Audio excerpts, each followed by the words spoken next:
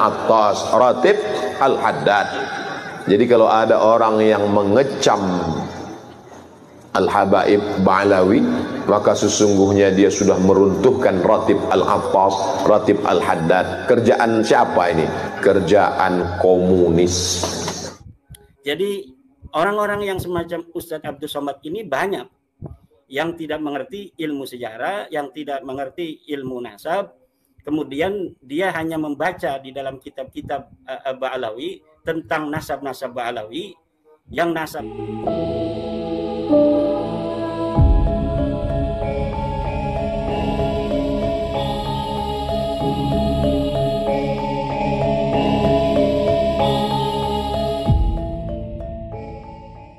Terkait dengan eksistensi para habaib zuriat Rasul, saat ini sedang terjadi gugat-menggugat.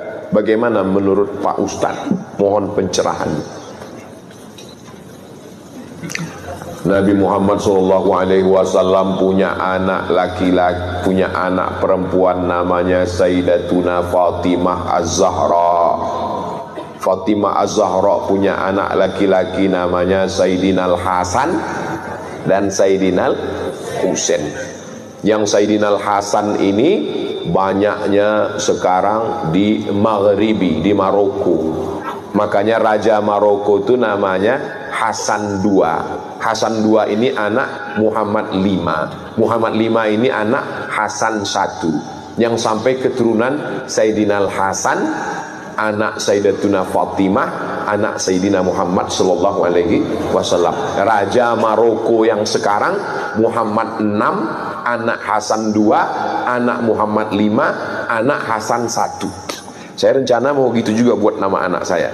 Abdul Somad I, punya anak saya Sami II, Sazik I, nanti anak mereka Somad II. Biar nggak ribut ngirim Fatihahnya. Untuk Somad 1, Somad 2, Somad 3, Somad 4, Al-Fatihah kan.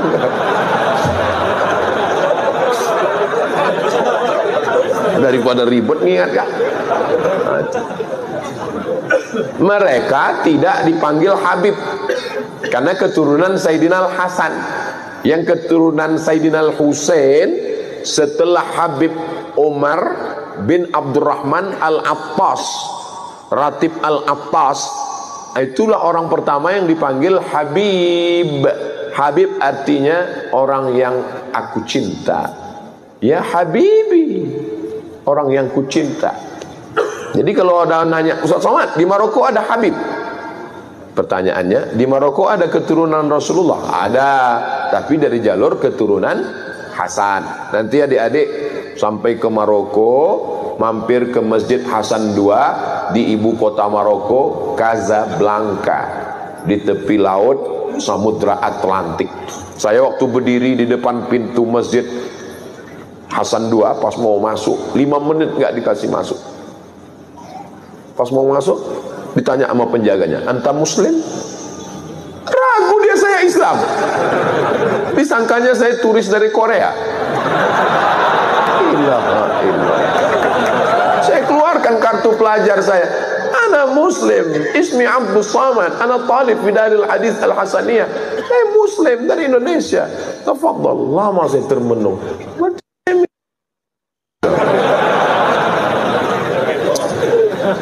Jadi mereka tuh susah melihat wajah kita ini, mata gini, disangkanya kita nggak Islam. Nah, makanya ada ulama dari Maghribi di Makkah namanya Sayyid Muhammad bin Alawi bin Abbas Al-Hasani.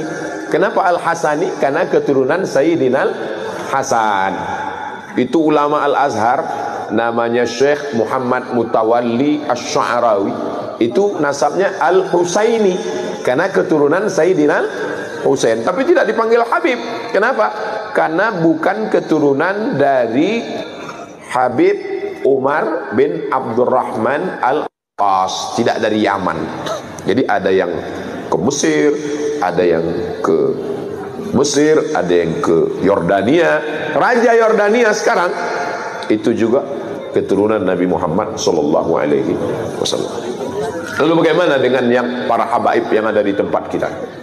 Nabi SAW punya anak perempuan namanya Sayyidatuna Fatimah. Sayyidatuna Fatimah punya anak laki-laki, adik Sayyidina Hasan namanya Sayyidina Husain. Sayyidina Husain punya anak laki-laki namanya Ali Zainal Abidin. Kalau saya nanya, nggak usah stres, nggak usah depresi, karena saya jawab sendiri.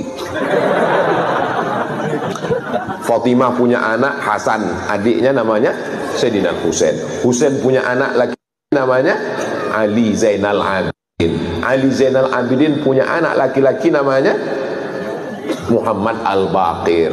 Muhammad Al-Baqir punya anak laki-laki namanya Ja'far Shadiq. Ja'far Shadiq punya anak laki-laki namanya Ali Al-Uraidi. Ali Al-Uraidi punya anak laki-laki namanya Muhammad An-Naqib. Muhammad An-Naqib punya anak laki-laki namanya Isa Ar-Rumi. Isa Ar-Rumi punya anak laki-laki namanya Ahmad bin Isa Al-Muhajir.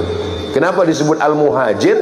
Karena dia pindah dari Irak ke Tarim. Ya Tarim, ya Tarim, ya Tarim, ya Tarim, Syailillah, Syailillah, Syailillah, Syailillah. Itulah maka disebut dengan Tarim. Memang Nabi pernah mendoakan Yaman, ya Allahumma barik lana fi yamanina, Allahumma barik lana fi yamanina, Allahumma barik lana fi yamanina. Berikan berkah kepada negeri Yaman. Memangnya ada sahabat Nabi yang dari Yaman? Oh, sahabat Nabi Mu'adz bin Jabal, sahabat Nabi Abu Hurairah, sahabat yang paling banyak meriwayatkan hadis. Ad-Dausi, satu kabilah dari Yaman. Ada orang Yaman yang hebat. Nanti kalau dia datang ke sini, kamu minta doa sama dia, doanya makbul. Siapa dia ya Rasulullah? Kami yang ikut perang denganmu. Kenapa kami minta doa? Pokoknya kalau dia datang ke sini, minta doa. Nabi meninggal baru dia datang. Ternyata dia tidak ketemu dengan Nabi walaupun hidup di zaman Nabi. Dia tetap berada di Yaman karena dia menjaga ibunya. Dia adalah Uwais Al-Qarni dari Yaman. Setelah Nabi meninggal baru dia datang. Dialah yang menggendong ibunya. Dari kecil dia menggendong kambing, dia gendong anak unta. Supaya apa? Latihan supaya bisa menggendong ibunya dari Yaman, berjalan kaki ke kota Makkah Al-Mukarramah. Yaman negerinya para ulama. Lalu kemudian pindahlah Ahmad bin Isa Al-Muhajir ke Tarim. Lalu dia punya anak laki-laki namanya Ubaidullah. Ubaidullah punya anak laki-laki namanya Alawi. Alawi ini lain Ba'alawi. Ba'alawi maka disebut mereka keturunan dari Ba'alawi. Kalau disebut Ba'alawi, itulah dia. Keturunan-keturunannya itulah dia. As-Sagaf, Al-Jufri, Al-Haddad, bin Syihab, bin Yahya, bin Syekh Abu Bakar, Habib Lutfi, bin Yahya, Habib Rizik, bin Syihab. Lalu kemudian Syekh Abdul Qadir As-Sagaf, Al-Attas. Kita selalu mengamalkan Ratib Al-Attas, Ratib Al-Haddad. Jadi kalau ada orang yang mengecam Al-Habaib Ba'alawi, maka sesungguhnya dia sudah meruntuhkan Ratib Al-Attas, Ratib Al-Haddad. Kerjaan siapa ini? Kerjaan komunis. Karena yang benci kepada zuriat Nabi SAW hanya orang yang tidak bertuhan. Kalau ada orang bertuhan, bernabi Muhammad SAW, pasti dia akan memuliakan zuriat keturunan Rasulullah SAW. Saya tidak mengajak orang untuk mengikuti keyakinan saya. Mazhab saya adalah mazhab al-bayan, hanya menjelaskan. Faman syaa falyu'min, siapa yang mau ikut silakan ikut. Wa man syaa falyakfur, siapa yang mau kafir silakan kafir, karena neraka masih banyak seat kosong. Nauzubillah, nauzubillah, nauzubillah. Mudah-mudahan anak cucu kita termasuk pencinta para habaib zuriat Rasulullah sallallahu alaihi wasallam. Ustaz Somad keturunan Nabi. Oh, saya keturunan Nabi. Berarti Ustaz Habib. Saya enggak Habib karena saya bukan dari Habib Umar bin Abdurrahman Al-Attas. Ustaz keturunan Nabi apa? Nabi Adam. Yang enggak ngaku keturunan Nabi Adam berarti keturunan monyet. Kalau gede King Kong. Bukan kata saya, yang ngomong begitu adalah Charles Darwin. Kata Charles Darwin, nggak ada nabi-nabi itu bohong, itu nggak ada itu. Dunia ini awalnya air semua, dunia ini air semua. Tapi karena disinari matahari jutaan tahun, akhirnya buminya muncul, karang-karang muncul, itulah menjadi pulau-pulau, benua-benua. Akhirnya ikan itu berevolusi naik ke atas jadi monyet. Karena panas, maka dia berbulu, tumbuh bulu. Maka dulu waktu sekolah teman saya bilang, "Mat, kau ini evolusi yang belum selesai karena saya berbulu." Diam kau monyet, saya bilang. Dia disebut dengan Al-Muhajir karena dia pindah dari Irak, pusat peradaban ketika itu, menuju negeri yang pernah doakan Nabi, Allahumma barik lana fi yamanina. Lalu kemudian Sayyidina Ahmad bin Isa Al-Muhajir ini punya anak, salah satu nama anaknya Ubaidullah. Lalu kemudian punya anak namanya Alawi. Maka keturunan daripada Alawi ini disebut dengan Ba'alawi. Kemudian kalaulah pengakuan seorang yang miskin aja di rumah sakit memerlukan dokumen-dokumen, seorang yang mengaku miskin di rumah sakit itu harus ada akta kelahiran, harus ada kakak, harus ada tanda tangan RT, tanda tangan RW. Masa iya orang yang mengaku syaraf keturunan Nabi Muhammad SAW, dia tidak mempunyai dokumen-dokumen yang dibutuhkan, yang sesuai dengan pengakuannya. Maka sampai sekarang ini yang telah saya katakan beberapa kesempatan yang lalu bahwa saya telah mengirimkan surat terhadap Rabita Alawiyah mengenai kesimpulan saya mereka bukan keturunan Nabi besar Muhammad SAW ini, dan mereka tidak sampai saat ini tidak memberi jawaban, tidak memberikan klarifikasi data-data yang dibutuhkan. Adanya adalah framing-framing bahwa siapa yang tidak percaya kepada nasab daripada Ba'alawi ini sebagai turun Nabi adalah termasuk orang-orang yang menyakiti Nabi Muhammad SAW. Bagaimana orang yang membuka nasab mulia Rasulullah Muhammad SAW dari tukhala, dari orang-orang yang mengaku keturunan Nabi padahal terbukti bukan, itu disebut tidak akan mendapat syafaat. Seharusnya proposisi itu dilontarkan untuk orang-orang yang hari ini mengaku keturunan Nabi besar Muhammad SAW tanpa bukti-bukti dokumen, tanpa bukti-bukti data-data sejarah yang dibutuhkan. Di mana dalam metode ilmiah kan kita mengenal harus ada fakta, harus ada objektif, harus konsisten, harus sistematis. Ini nasab Ba'alawi yang hari ini terbangun itu sama sekali tidak berdasarkan fakta sejarah, fakta ilmiah, tidak objektif, karena pengakuan itu muncul dari keluarga mereka sendiri. Yang ketiga, tidak sistematis dan tidak konsisten. Kenapa tidak konsisten? Karena nasab mereka ini banyak berganti-ganti. Pertama mereka mengaku Al-Kazimi, kemudian mengaku sebagai Al-Uraidi.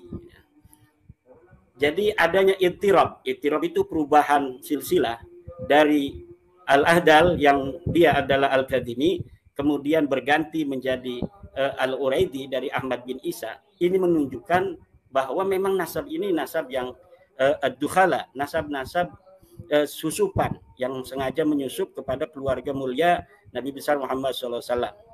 Dan sayangnya banyak dari para ulama-ulama kita ini yang hari ini membaca nasab Ba'alawi itu hanya dari literasi Ba'alawi sendiri. Seperti kemarin Ustadz Abdul Somad yang ceramah dengan Bahar Smith mengatakan bahwa Ahmad bin Isa punya anak Ubaidillah. Itu Ustadz Abdul Somad tidak mengerti apa benar, mana buktinya bahwa Ahmad bin Isa itu mempunyai anak bernama Ubaidillah.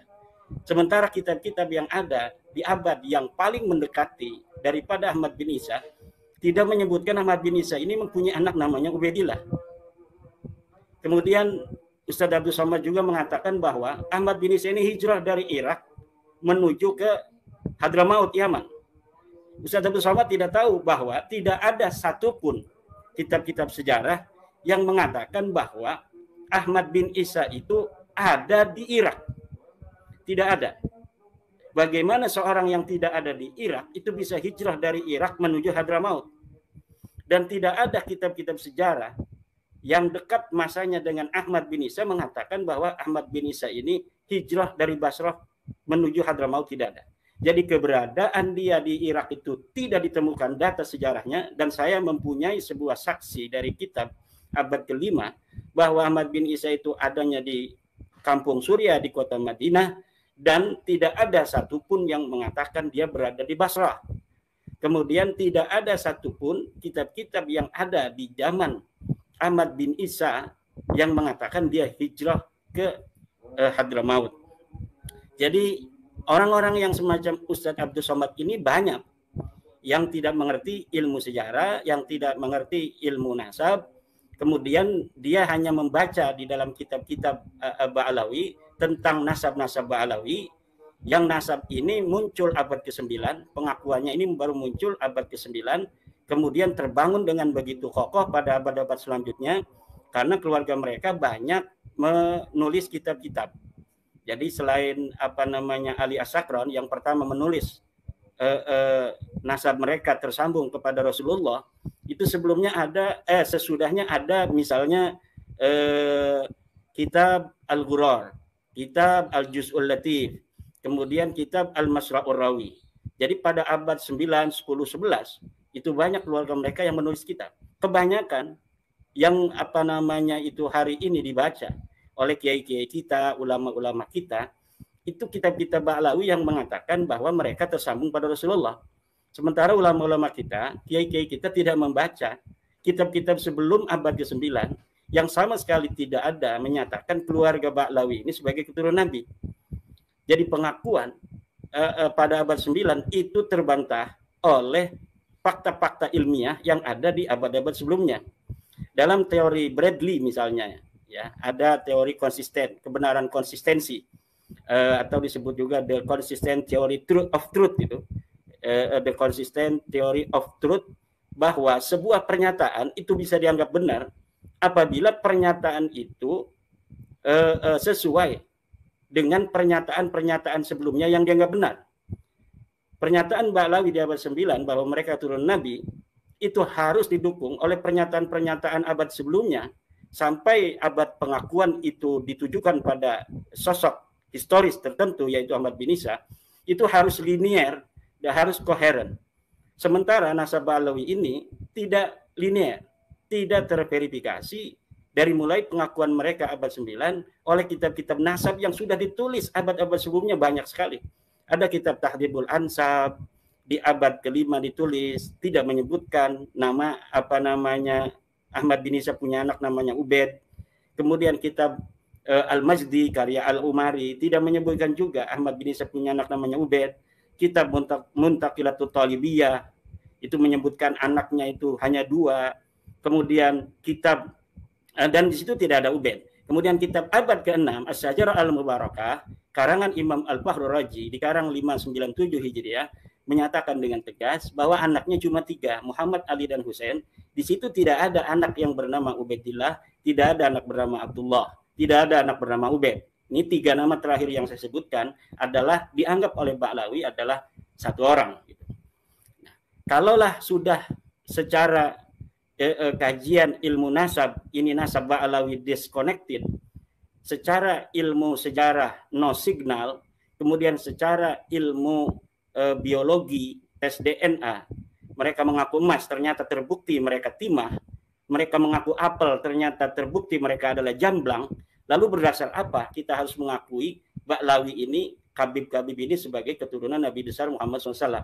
Maka menurut saya hukumnya ini sudah haram. Orang mengakui mereka sebagai keturunan Nabi. Begitu pula mereka haram mengaku diri mereka sebagai nabi, keturunan Nabi. Kenapa? Karena mereka tidak bisa untuk membuktikan pengakuan mereka berdasar dokumen-dokumen yang mereka punya. Sampai saat ini mereka tidak berani untuk tes DNA pula. Bolehlah orang-orang yang ada di Yaman yang sudah tes DNA ini tidak berhasil. Tapi mungkin saja Ba'alawi yang ada di Indonesia ini kan berhasil. Tapi mereka tidak berani.